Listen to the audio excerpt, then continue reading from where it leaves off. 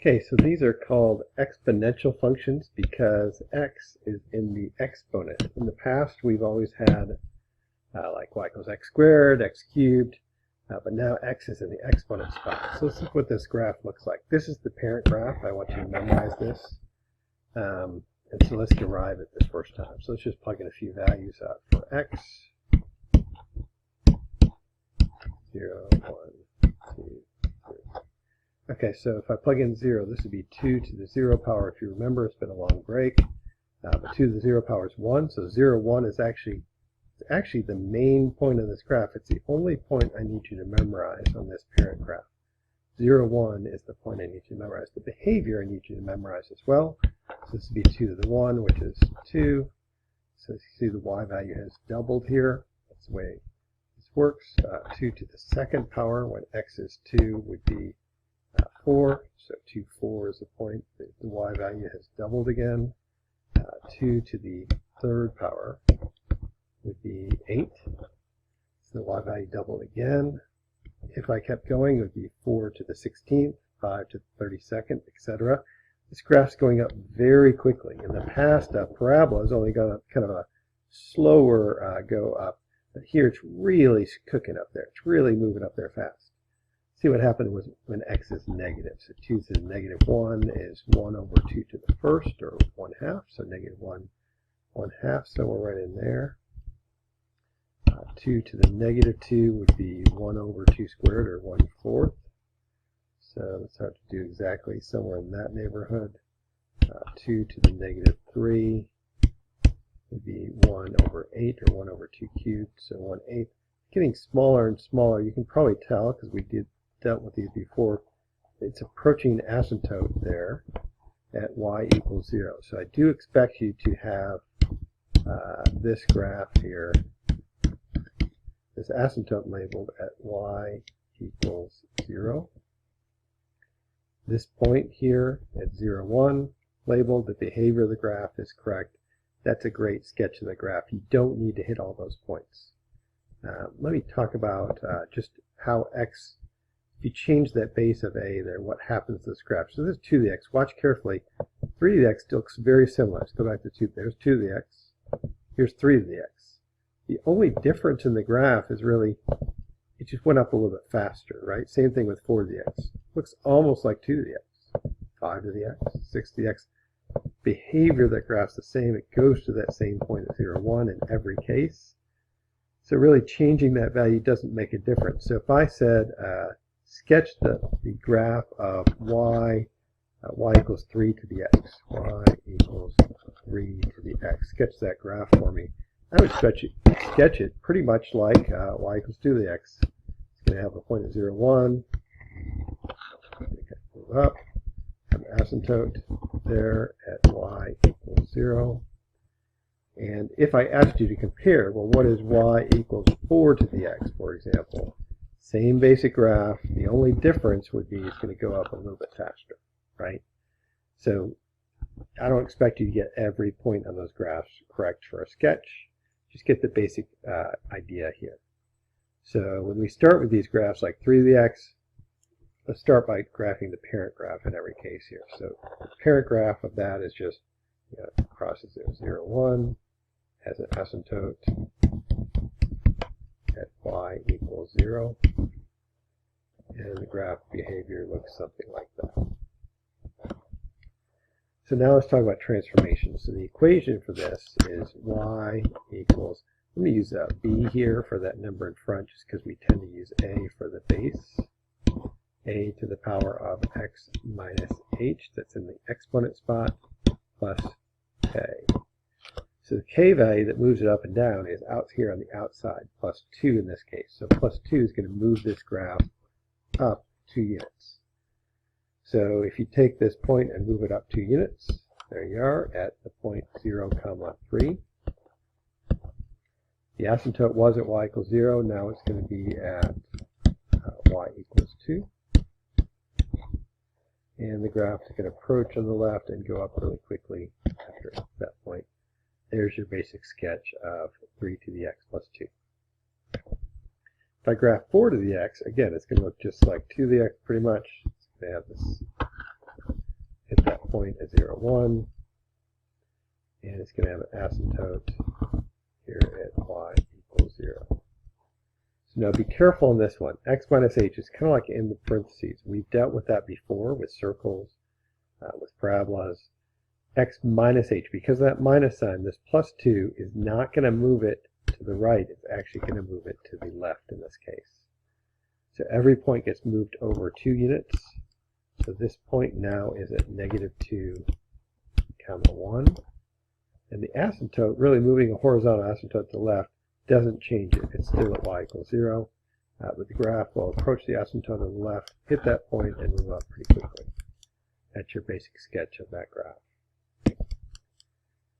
So this is 4 to the x, and then we'll do the transformation here. So it goes through this point at 0, 1. And putting a 2 in front of it does change. So that's one of the few things. That will change the y-intercept. Notice like this y-intercept is always 0, 1. When you're multiplying all the y values, so we were at 0, 1, the y values by 2. So that's what this number does. So the new y value would be 2. So 0, 2. So it really hits it right here. What's interesting is, yes, the point does go through 0, 2, but the behavior of the graph over here, doesn't really change that whole lot. So it's going to still approach the asymptote on the left. The asymptote doesn't move up. The only thing that changes the asymptote is moving the k value, right? Moving it up or down. In this case, we're just stretching the point. This is called a vertical stretch. So the y values have been stretched, but there's still going to be an asymptote here. It's very important you know this one at y equals 0. So it's still going to approach the asymptote on the left. It's just going to go through a point a little higher up there, twice as big a y value for the y-intercept, and then move up.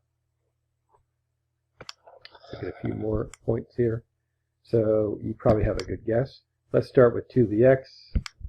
Again, that parent graph looks kind of like this. Goes to the point 0, 1. It has an asymptote, a horizontal asymptote at y equals 0. So just like before, when you have a negative in front of the function, this is going to be reflecting over the x-axis. So this point reflects over this x-axis. It's now going to be at 0, -1. And the behavior of the graph approaches the asymptote on the left, hits the point, moves down pretty quickly, something like that. All these transformations work the same way. So again, start with 3 to the x, start with that parent graph, looks like this, goes to the point 0, 1, has an asymptote at y equals 0. So when you have the negative attached to the x, not in front of the function, that reflects it over the x-axis, this is going to reflect it over the y-axis.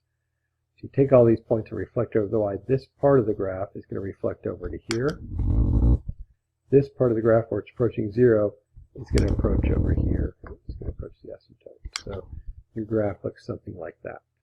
Starts high. This is called exponential decay. This is exponential growth. You might hear about those terms in science class. And this is doing a little bit of both here. So if you start with the parent graph, and of course y equals 0 on the axis there is the horizontal asymptote. You're doing two things. So this is reflecting over the x-axis. It's going to reflect down to 0, 1, 0, -1. And then this one is reflecting over the y-axis. So it takes this graph, reflects over the y, so it's going to start low. Whoops. Start low and kind of come up to this asymptote right here and approach the asymptote at y equals 0. So it still has an asymptote at y equals 0. That didn't change. But it starts low and then approaches the asymptote on the right. There's another parent graph you need to know. So this is your second parent graph. Let's just plug in a few points here. And this is when x is between 0, a is between 0 and 1. I'm considering the negative value, just that's doing a reflection. So let's just talk about the value of a, whether it be a negative in front or not. I'd rather just talk about a being the number in here. So let's plug a few values in.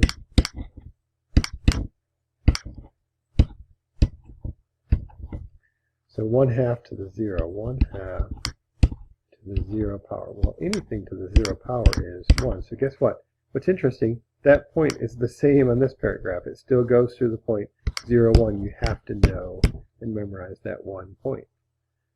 Let's plug in first power. So this would be 1/2 to the first power, which is 1/2. So 1, 1/2. That's kind of getting smaller there. 1/2 squared would be 1 over 2 squared, which is 4. So 1/4. So it's getting smaller here. This ends up being 1/2 to the third power, which is 1/8. It's getting even smaller. You can probably tell it's approaching the asymptote there at, so draw there, y equals 0 is the asymptote. And then here at -1, this would be 1/2 to the power of -1, which is the reciprocal of that, right? That's what that negative exponent does, so it ends up being 2. So -1, 2, so it actually gets bigger there, the y value. This is 1/2 to the -2 power, so it's being put to reciprocal power. So this is 2 over 1 to the second, or in other words, 4. So -2, 4. And this is 1/2 to the -3. So if I flip it first, that's what the negative does, reciprocal. So it'd be 2 to the third power, which is 8. So -3, 8, just like that. -4, 16, etc. So this is called exponential decay. Starts high and then approaches the asymptote on the right of y equals 0. So really what that, if you think about it, the reason this works, and that's kind of a different way of writing this, I could write this as 2 to the -x. Right? That's actually the same thing as 1/2 to the x. What's that do? That's a transformation over the y-axis. If you look at the original parent graph, what's it doing?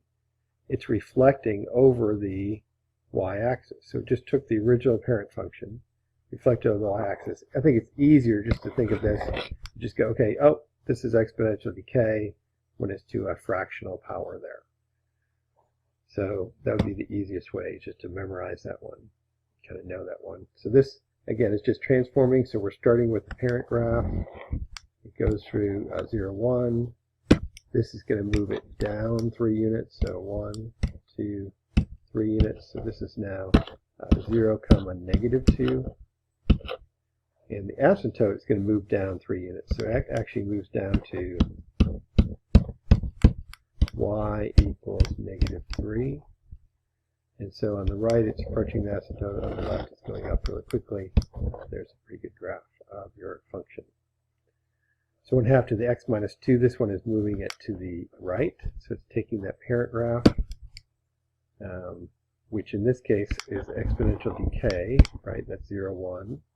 And moving everything to the right 2 units. So that point would now be at 2, 1. It's going to decay, so it's doing this, going through that point. I missed that point, but it's going through that point and approaching the asymptote at y equals 0. And this one, again, it's stretching it. So if you start with the parent graph, it goes through 0, 1. So it's interesting here. A lot of students think this is going to move it up 3 units. It doesn't move it up. It just stretches the y value. So that point, the point was at 0, 1. And now the point is going to be not at 0, 1. This is multiplied by the y value, so that would be 0, 3. So it actually only moved it up 2. It stretched the y value by a factor of 3.